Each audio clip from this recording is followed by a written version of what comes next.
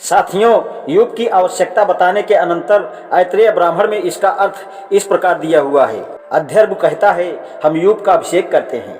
अपेक्षित मंत्र पढ़ो, तब होता है। मंत्र पढ़ता है, अंजंति त्वा अध्वरे, अर्थात हे वृक्ष पुरोहित, दिव्य मधु मक्खन से तेरा स्वागत करते हैं। यदि तू यहाँ सीधा खड़ा है या यदि तू अपनी माता पृथ्वी पर लेटा हुआ है तो हमें धन दे। दिव्य मधु पिघला हुआ मक्खन है जिससे पुरोहित यूप का अभिषेक करते हैं। दूसरे आधे मंत्र हमें दे। आदि का अर्थ है, चाहे तुम खड़े हो चाहे लेटे हो, हमें धन दो। 3-8-1। दूसरा है, तब होता है, दोहराता है। उत्पत्ति के बाद यूप अपने जीवन के मध्यकाल में मरणशील मनुष्यों के यज्ञ के उपभोग में आता है। बुद्धिमान लोग उसे यूप को सजाने में संलग्न करते हैं। वह देवताओं के व्याख्यान पटु दूत की तरह अपना स्वर ऊंचा करता है कि देवता उसे सुन सकें। वह यूप जात अर्थात उत्पन्न कहलाता है, क्योंकि वह श्लोक के प्रथम चरण के उच्चारण से पैदा होता है। वर्धमान शब्द से अर्थात बढ़ना से वे उसे यूप को इस प्रकार बढ़ाते हैं। पुनंति शब्द से अर्थात पवित्र करना, सजाना, वे उसे इस प्रकार पवित्र करते हैं। एक व्याख्यान पटु दूत शब्दों से वह देवताओं को यूप के अस्तित्व की सूचना देता है। होता यज्ञ स्तंभ के अभिषेक के संस्करण को समाप्त करता है। उस समय वह पढ़ता है, अर्थात पट्टी से सजा हुआ यूप आ पहुंचा।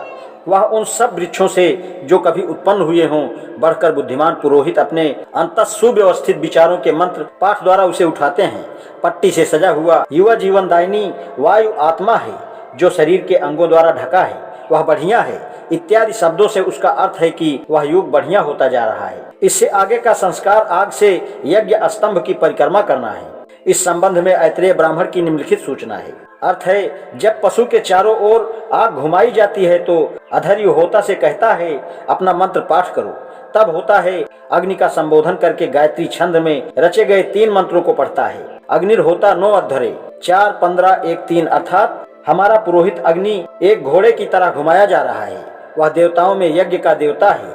एक रथी की तरह अग्नि यज्ञ के पास 3 बार गुजरता है। वह देवताओं के पास आहुति ले जाता है। तीसरा है, भोजन का अधिष्ठाता अग्नि ऋषि आहूत के गिर्द घूमा, वह यज्ञकर्ता को धन देता है। जब पशु के गिर्द अग्नि लेकर घूमा जाता है तो उसे अपने देवता और अपने छंदस के द्वारा यशस्वी बनाता है। वह एक घोड़े की तरह ले जाया जाता है का अर्थ है कि वह उसे घुमाते हैं मानो वह कोई घोड़ा हो।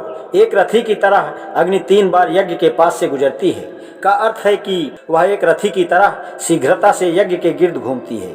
वह वाजपति भोजन अधिष्ठाता कहलाता है, क्योंकि वह तरह तरह के भोजनों का अधिष्ठाता है। देवताओं को आहुति देने के लिए अलावा आज्ञा दो, तब होता बधिकों को आदेश देता है, हे दिव्य बधिकों, अपना कार्य आरंभ करो। और तुम जो मानवीय बाधिक हो वह भी। इसका अर्थ है कि वह सभी बधिकों को, चाहे वे देवताओं में हो चाहे लोगों में, आज्ञा देता है कि वे आरंभ करें। वध करने के शस्त्र यहाँ लाओ। तुम लोग यज्ञ के दोनों स्वामियों की ओर से क्या आदेश दे रहे हो? पशु आहुति है, यज्ञकर्ता आहुति का स्वामी है। इस प्रकार होता यज्ञकर्ता को उसकी अपनी आहुति से यशस्वी बनाता है।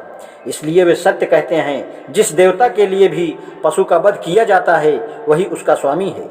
यदि एक ही देवता के लिए पशु की बलि दी जाती हो तो पुरोहित को कहना चाहिए मेधपते, अर्थात यज्ञ के स्वामी के लिए एक वचन, यदि 2 देवताओं के लिए तो उसे द्विवचन का प्रयोग करना चाहिए। यज्ञ के दोनों स्वामियों के लिए यदि अनेक देवताओं के लिए तो उसे बहुवचन का प्रयोग करना चाहिए। यज्ञ के स्वामियों के लिए यही निश्चित धर्म है। आज इतना ही, शेष कल। धन्यवाद।